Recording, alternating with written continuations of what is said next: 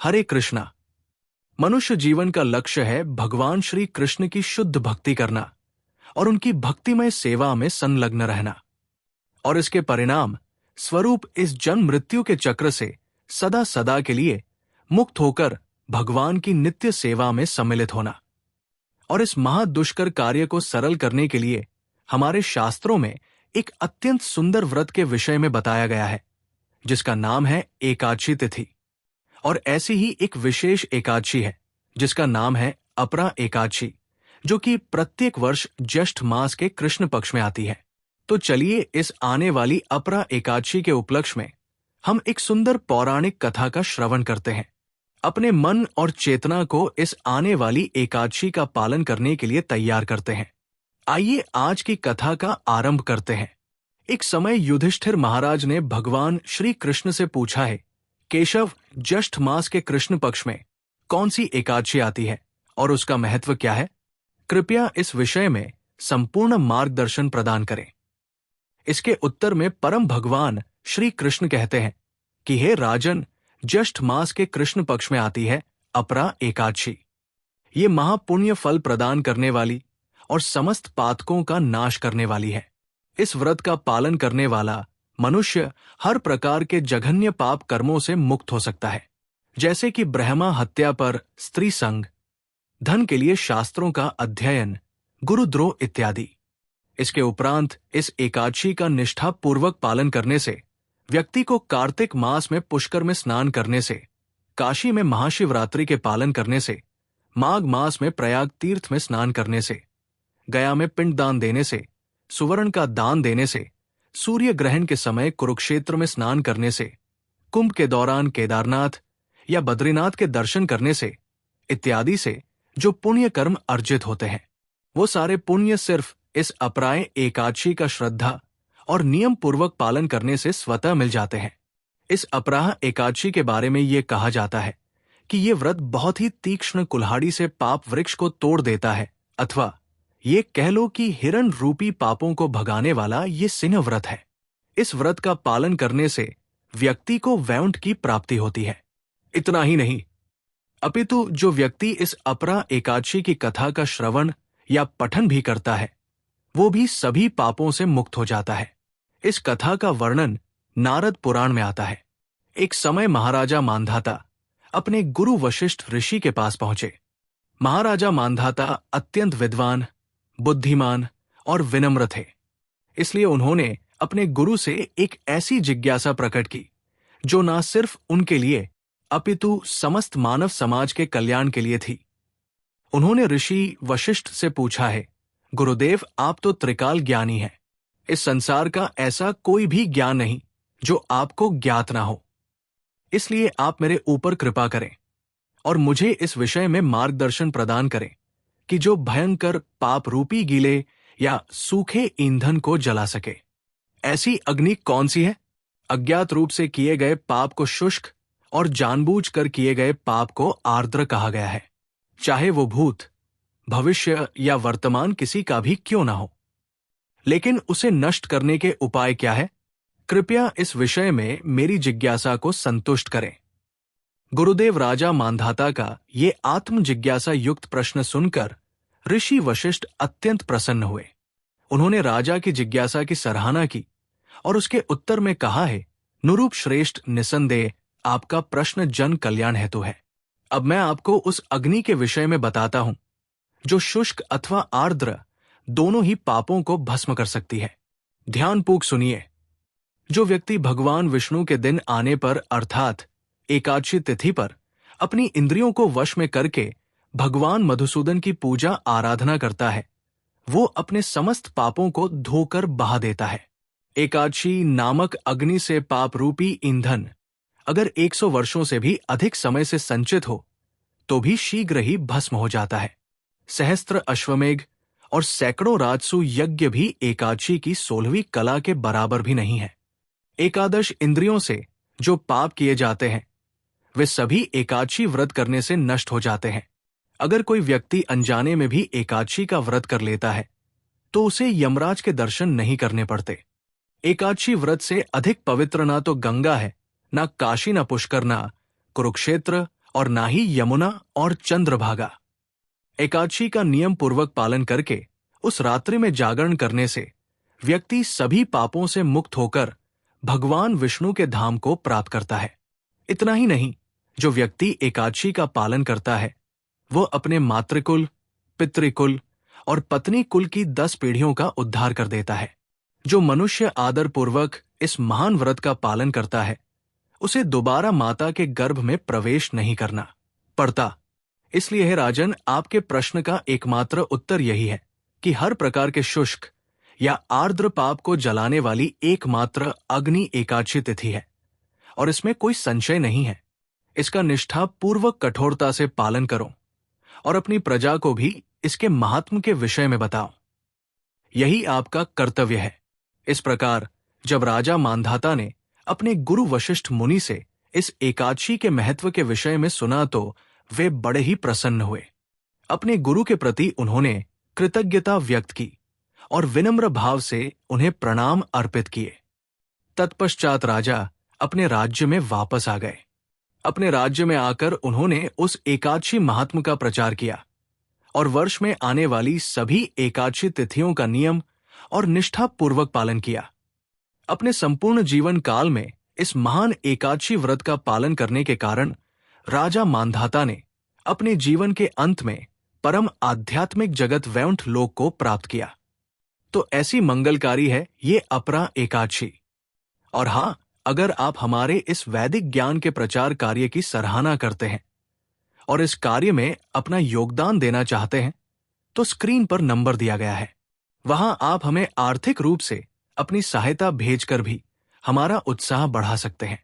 आज के इस शुभ और मंगलमय पावन अवसर पर हम आपके लिए लेकर आए हैं एक और कथा।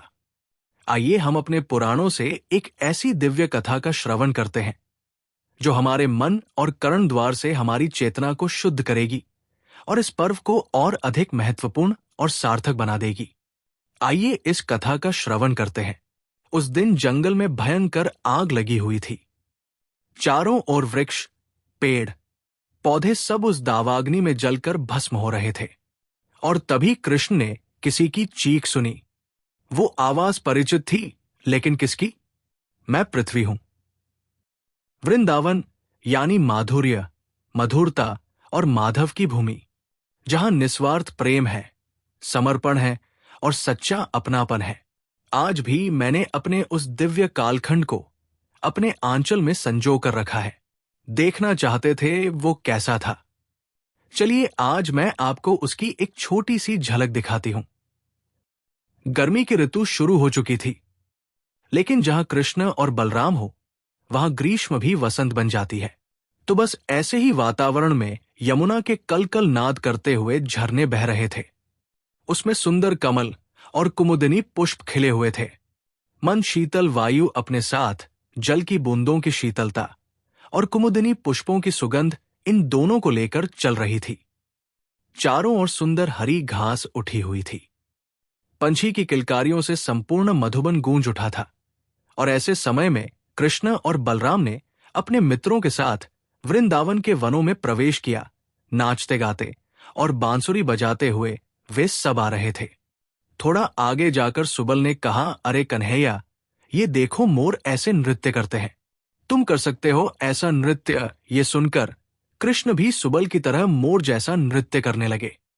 इतने में पीछे से सभी बच्चे बोलने लगे, वाह कान्हा, वाह, बहुत अच्छे कृष्ण जैसा नृत्यकार कोई नहीं हो सकता। और तभी बलराम ने कहा, अरे बस बस बहुत हो गया तुम सबका नृत्य, चलो अब हम लुका छिपी का खेल खेलते हैं। श्रीदामा की आंखों पर पट्टी बांधो और देखते हैं वो हमें पकड़ पाता है या नहीं। ये सुनकर सभी बच्चे खुशी से उछलने लगे। बलराम जी ने श्रीदामा की आंखों पर पट्टी बांधी और सब उसको छेड़ने लगे और श्रीदामा उन सबको पकड़ने के लिए पीछे दौड़ने लगा। जब कोई पकड़ में नहीं आया तो मधुमंगल पीछे से आकर श्रीदामा को पकड़कर पूछता है, बताओ बताओ मैं कौन हूं? अगर तुमने सही उत्तर दिया तो तुम्हें मिलेगा मीठे मीठे रस से भरा बड़ा सा रसगुल्ला। तो श्रीदामा तुरंत बोल पड़ा, आहा, रसगुल्ला, पक्का तुम तो मधुमंगल ही हो सकते हो। ये कहकर श्रीदामा ने मधुमंगल को पकड़ लिया और सभी बच्चे जोर जोर से हंसने लगे। इस प्रकार कृष्ण और बलराम अनेक प्रकार से खेलते हुए वृंदावन के सुंदर वातावरण का आनंद ले रहे थे। इतने में उनकी टोली में एक असुर प्रवेश कर गया। उसने एक ऐसे ग्वाल सखा का रूप धारण किया था जो उस दिन कृष्ण बलराम के साथ नहीं आ पाया था और सबके साथ मिलकर खेलने लगा। अब देखिए, ये तो कृष्ण है, उनकी नजर से भला क्या छिपा रह सकता है। चाहे वो उनके मित्र हो या शत्रु, तो बस कृष्ण भी समझ गए कि फिर एक बार कंस द्वारा भेजा गया असुर आ चुका है। लेकिन फिर भी कृष्ण ने उस नए ग्वाले से कहा, आओ प्रलंब, अच्छा किया मित्र जो तुम आ गए। चलो चलो, अब हम दो की जोड़ी में कुश्ती करेंगे और जो इस खेल में हारेगा वो जीतने वाले को अपनी पीठ पर उठाकर वो दूर वाले बरगद के पेड़ के पास ले जाएगा। चलो चलो चलो, सभी 2 दलों में बंट जाओ। कृष्ण का आदेश पाते ही 2 दल बन गए, एक कृष्ण का और एक बलराम का। उस असुर ने जानबूझकर कृष्ण के दल का चुनाव किया, क्योंकि वह जानता था कि कृष्ण को हराना उसके लिए असंभव है। इसलिए उसकी नजर बलराम जी पर थी और फिर खेल आरंभ हुआ। सभी बच्चे एक दूसरे के साथ कुश्ती करने लगे और अंत में इस खेल में विजेता बना बलराम का दल। इसलिए अब बारी थी विजेता को कंधे पर उठाकर एक सैर करवाने की। तो कृष्ण ने सुदामा को उठाया, भद्रसेन ने वृषभ को और प्रलम्ब ने बलराम को। सभी बच्चे दौड़ते हुए भांडिर वन की ओर जाने लगे और प्रलम्ब बलराम को लेकर दूर जाने लगा। अब देखिए, प्रलम्बासुर वैसे तो अत्यंत शक्तिशाली था, लेकिन फिर भी उसने बलराम को उठाया था, जो कि स्वयं पूर्ण ब्रह्मांड को अपने फनों पर धारण करते हैं। इसलिए जब उसे बलराम जी का भार सहन नहीं हुआ तो धीरे धीरे उसने अपना वास्तविक स्वरूप धारण कर लिया और अब वो एक विशाल दैत्य बन चुका था। बलराम उसे देखकर आश्चर्यचकित हो गए। उन्होंने देखा उस असुर की आंखें अग्नि के समान चमक रही थी और उसे देखकर बलराम जी तुरंत समझ गए कि ये एक असुर है। उन्होंने जोर से अपनी मुट्ठी से उसके सिर पर प्रहार किया और उस प्रलम्बासुर के लिए इतना ही काफी था। वो अपने मुंह से खून की उल्टियां करने लगा और उसी क्षण जमीन पर गिर गया। जब सभी बच्चों ने देखा कि बलराम ने प्रलम्बासुर का वध कर दिया है, तो वे सब हर्षित होकर जोर जोर से बोलने लगे, जय हो बलराम की जय हो। ये देखकर देवता गण भी आकाश से पुष्प वर्षा करने लगे। जब सारे बच्चे इस प्रकार खेलकूद में व्यस्त थे तो उनकी सभी गायें और बछड़े हरी घास खाती हुई मुंजा वन के घने जंगलों में चली गई। अब उन्हें नहीं पता था कि उस जंगल में आग लगी हुई थी। जब ग्वाल बालों ने अपनी गायों को नहीं देखा तो वे चिंतित हो गए और उन्हें ढूंढने लगे। गायों का पीछा करते हुए वे उस जंगल में चले गए। जैसे गायों ने देखा कि आगे आग लगी हुई है तो वे जोर जोर से कृष्ण को पुकारती हुई रंभाने लगी। कृष्ण भी एक एक गाय का नाम लेकर उन्हें बुलाने लगे और इतने में तेज गति से बहती वायु ने उस संपूर्ण जंगल को आग की लपटों में समेट दिया। ये देखकर भयभीत सभी सखा कृष्ण बलराम के पास आए और प्रार्थना करने लगे, हे कृष्ण, हे बलराम, इस भयंकर अग्नि से हमारी रक्षा करो। हम सब पूर्ण रूप से आपके आश्रय में हैं। सभी मित्रों की पुकार सुनकर कृष्ण ने एक प्रेमपूर्ण स्मित के साथ उत्तर दिया, हे मित्रों, भयभीत ना हो, सिर्फ अपनी आंखें बंद कर लो और जमीन पर सो जाओ। अब देखिए, ऐसी भयावह स्थिति में भी सभी मित्रों को कृष्ण के ऊपर अटूट श्रद्धा थी। उन्होंने वैसा ही किया और देखते ही देखते कृष्ण ने अपना मुंह खोला, उस संपूर्ण अग्नि को अपने अंदर पी लिया। कुछ समय बाद जब ग्वाल बालों ने आंखें खोली तो उन्होंने देखा कि वे सब भांडिर वन में थे। उनकी गाय उनके पास थी और वातावरण फिर से सुंदर और मनोहर हो चुका था। ये सब होते होते संध्या होने वाली थी। इसलिए सभी ग्वाल बाल बांसुरी बजाते और कृष्ण का गुणगान गाते हुए अपने अपने घर लौट आए। प्रलम्बासुर का वध करके बलराम जी हमारे अंदर छिपे स्वार्थी स्वभाव से परिचित करवाते हैं।